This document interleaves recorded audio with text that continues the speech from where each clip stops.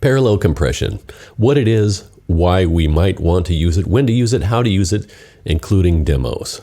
That's what's in store in this video. I'm Keith from No Label, No Producer, NoLimits.com. Let's dive right in.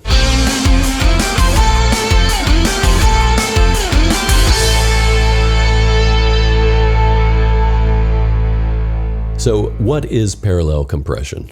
Well, simply put, it's blending compressed and uncompressed signals together. Now, let's suppose you have a snare drum on channel 14. Normally, if you wanted to compress the snare, you'd just put a compressor on channel 14. And any signal from that snare would run through the compression circuitry, and any signal levels above the threshold would be compressed. Well, parallel compression is a little different. Let's add another channel, channel 15, and we'll put a compressor on that channel. We route the snare from 14 to 15, and now we have two faders, one with the unadulterated snare drum, and the second channel, channel 15, that has the compressed snare. And we use those two faders to blend the compressed and the uncompressed signal. That's parallel compression. Now, there's a few ways to route that and to do that, and I'll show you those in a bit. For now, that's the concept. So why do we use parallel compression? Well, compression has advantages and disadvantages. A compressed signal has a more controlled dynamic range, so it avoids wild swings in volume. A compressed signal can be thicker or punchier or slappier and have its own kind of excitement. A compressed signal might have increased sustain. However, compressed signals can sound too squeezed, too processed, and compression can take a little bit of the life out of an audio signal.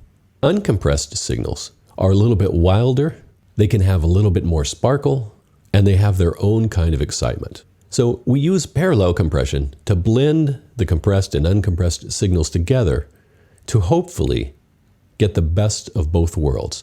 The punch, the thickness, the sustain, the controlled dynamics of compression, and the sparkle and excitement of the uncompressed signal. Let's talk about how to route to set up compression. I'm going to explain the concepts. I'll show you in Reaper your DAW will look a little different but work similarly. So right here I've got a narration track, track 1. Track 2 is a track I've already recorded from my latest video. The first method, which I never use personally but it might work for your workflow, is to simply copy the track and compress the copy. So to do that in Reaper, I just click on the track to select it, Control-C, Control-V, and now I've got a copied track. I can open up the effects window, and I've already got this blue compressor on here, so I will just select it and make sure the dry-wet control is at 100% wet. Now I have the original track, and I have the compressed track, and I can use these volume controls to blend them together. That's parallel compression. I'll delete this track now, and the reason that I don't typically use that is that it's just so easy to route in Reaper. I don't need to create a duplicate track. I can just Control-T to create a new track, and I can drag from one track to the other to route, and then I can put a compressor on here. I'm going to use Recomp. So now this is the compressed version of this. I can drop the threshold down, boost up the ratio. Once again, I make sure that the wet control is at 100% and the dry control is off, and then I have parallel compression. Let's undo that routing, and I'll show you this on the vocal. I'll turn the wet down because I don't want to blast you out here. So I'm going to route this narration track to this track, and you can see I've got some compression happening already. I can turn this wet up to control the level, and also I can control it here. That is method number 2 for parallel compression. Let's delete that, and I'll show you this on the vocal as well. This is method number 3. I'm just going to add a compressor straight on, well, we've got one already here. This TDR feedback compressor is already on the channel, and what I'm going to do, I can use it to compress. I'll throw this threshold up until we see some level here. Check 1, 2, 1, 2. And then I can use the wet-dry mix. Right now this is 100% wet. So I could flip it to 50% dry or whatever, and then we would combine this compressed signal with a dry signal. So part of the signal doesn't hit the compressor circuitry and part of it goes through the circuitry. Therefore, parallel compression. So method number 1, you duplicate the track, put the compressor on the duplicated track, put the mix to 100% compressed, and control the relative volumes with the 2 volume controls. Method number 2, you do the same thing, except you don't have a duplicated track. You just use routing to send a copy of the signal over to the compressor. Method number 3, you put the compressor on the track or bus itself, and you use the mix knob to change the relative levels between your compressed and uncompressed signals. So that is how to set up parallel compression conceptually and how to actually do it in Reaper. Okay, I'm going to start with the New York Drum Bus preset from Recomp, which is the stock Reaper compressor. You select those in the drop-down. This will give you a good idea of where to start with your compressor. The attack and the release time are fairly fast, 5.6 milliseconds and 44 milliseconds respectively. It's a high ratio, almost 20:1. And in this preset, we have the wet mix up at 0 and the dry mix at -9. Now, typically what you would do with parallel compression on a drum bus, you would bring the threshold down until you saw maybe 6 to 12 dB of gain reduction. So let's start there. We'll turn it on.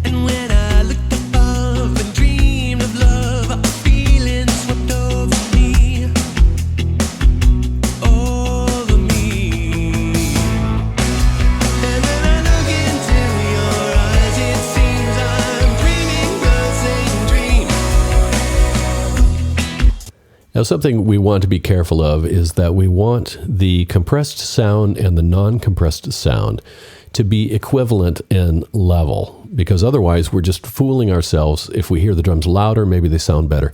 So let's hear with the compressor on and off, and I'm going to blend here the wet and the dry signals to my taste and make sure that the level is about the same on or off.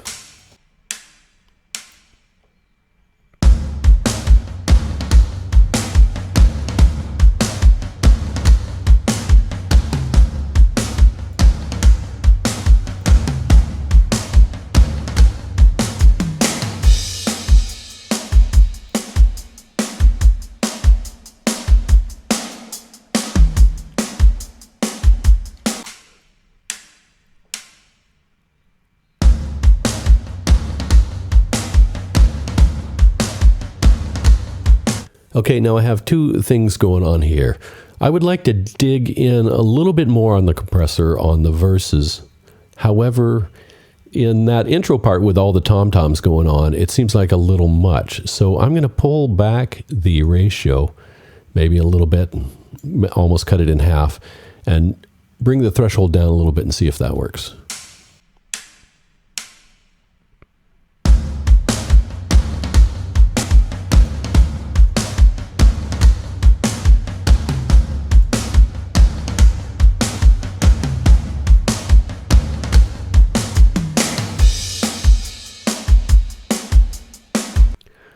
Okay, I like that better. I also think the kick drum is probably triggering the compressor a little much. So I'm going to use this high pass. If you have a high pass filter on your compressor, you can do the same. Now, this doesn't high pass the signal to the audio outputs. It just high passes the signal to the detector. So in other words, the kick drum has a lot of information here around 63 hertz, probably up to 90 or 100 hertz even. So I'm going to pull this up to about 100 hertz and see if it doesn't cause the sensitivity to the kick to go down.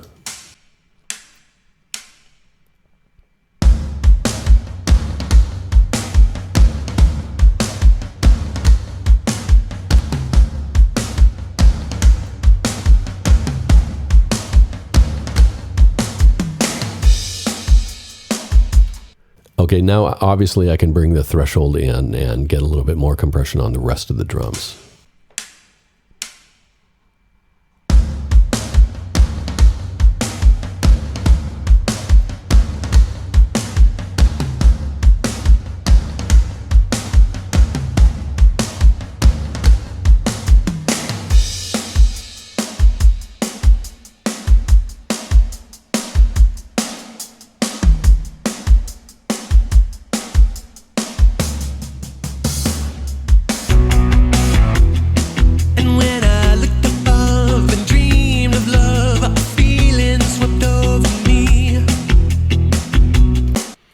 It's a very slight difference, but the difference is there. So this is what you would do. You would set your attack and your release times. You would play with the threshold until you were getting your desired amount of compression. And then you would mix the wet and the dry signals to taste. So in fact, let's listen to those one at a time, the wet and the dry.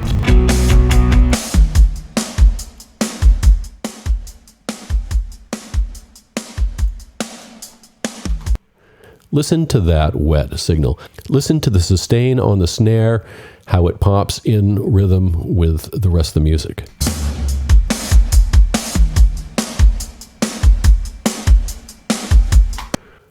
Now if we pull the dry back up, pull the wet down, this is the unprocessed track.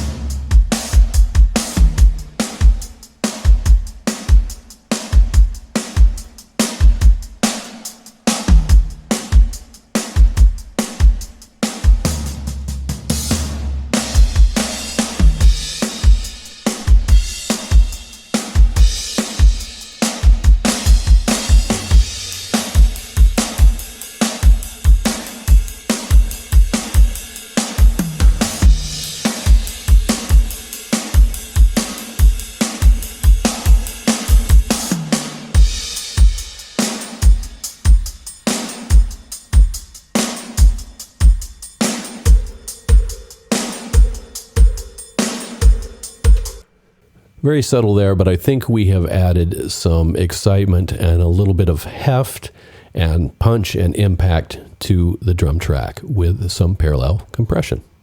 I've been working on this cover of Secret Agent Man, and the bass guitar line just seems to disappear. Some notes seem to disappear. Take a listen to it, first soloed and then with the mix.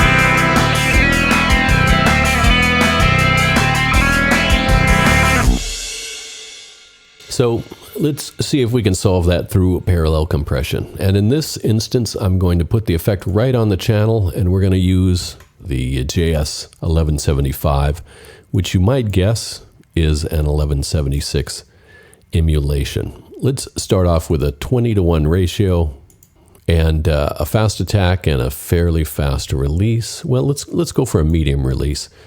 And the mix 100% compressed, and we'll play with a threshold.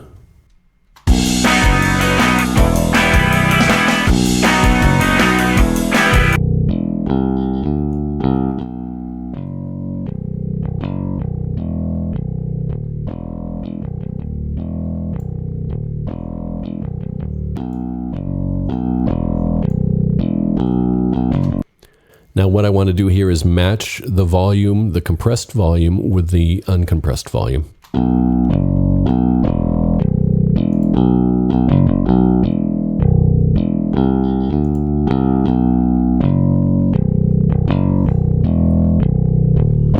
Let's play with the release time a little bit and see if we can tighten that up.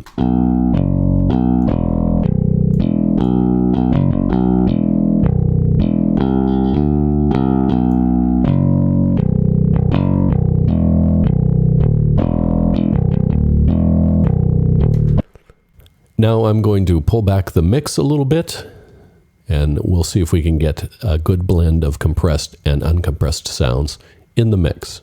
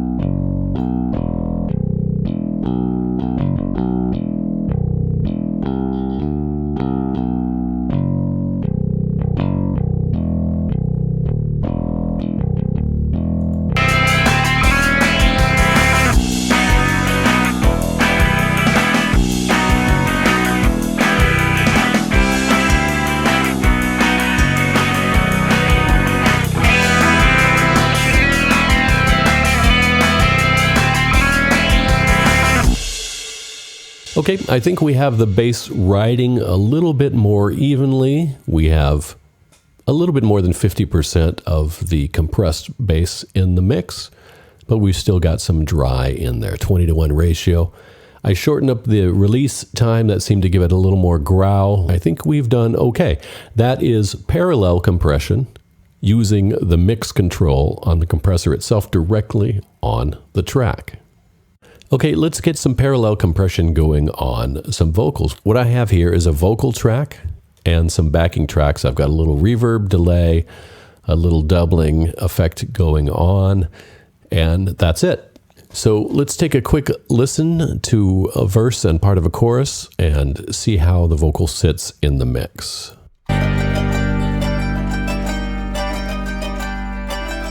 There once was a lonely man I knew on a lonely mountain. There once was a lonely man I knew living by the sea. There once was a lonely soul I knew, for who there was no answer. They all said to me, don't make me go down, I don't wanna go down there. Don't make me go down, I don't wanna go down there. Don't make me go down, don't make me go down there. Don't make me go down, I don't wanna go down there. You know, I'm interested in how some of the notes tail off in the don't make me go down part. Listen to this. Go down. It fades out a little bit. That's cool, but I would like those parts to come up just a little bit. I think it adds to the intimacy of the vocal if you can hear those notes sustained. So let's add a compressor here. I'm just going to add a track, and we're going to call it parallel compression. And let's take the blue compressor from Toucan. I'm going to pump this ratio up to, let's say, 11-to-1. Route the vocal over to the compressor. Route the compressed sound also to the reverb and the delay. And let's make sure we've got some compression going on. Go down, I don't wanna go down there. Don't make me go down, don't make me go down there. Don't make me go down, I don't wanna go down there.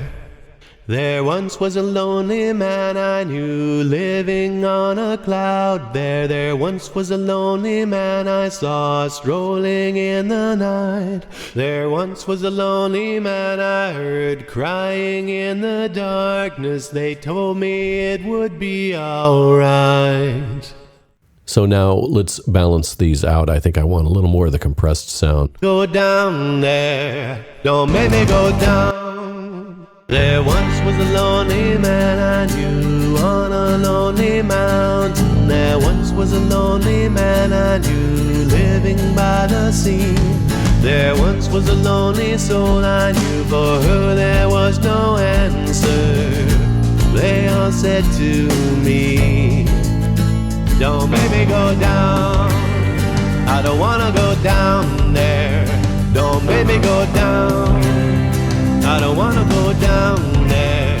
Don't make me go down, don't make me go down there. Don't make me go down, I don't wanna go down there. Okay, to me that sits better. So what we did here is we've got this blue compressor. The mix is 100% wet. The ratio is 11:1. A fast attack and a fairly slow release. And we're popping up there from 10 to 15 dB of gain reduction. Don't make me go down, I don't wanna go down there. Don't make me go down. It's a little more audible. Those phrases come up and it makes the vocal sound more present and intimate. Don't make me go down, I don't wanna go down there. Don't make me go down, don't make me go down there. Don't make me go down, I don't wanna go down there. Now, normally what I would do with a vocal is I might have a compressor to catch the peaks of the vocal and then another slower compressor to even out the volume in a more general and gentle way. And those two combined would have the vocal to sit nicely without volume fluctuations. And then I would bring it into the parallel compressor to get even more control over it. So what you're hearing now is just the parallel compression without any of the other compression that I would normally have. Okay, that is parallel compression on vocals. If you look below, you'll see an article or a link to an article with more in-depth information about parallel compression, including a link to any resources that we mentioned in the video. If you found this content valuable at all, like, subscribe, share, and comment. It helps us out and it ensures that you don't miss out on any future updates. For now, I'm Keith from No Label, No Producer, NoLimits.com. See you soon. Bye-bye.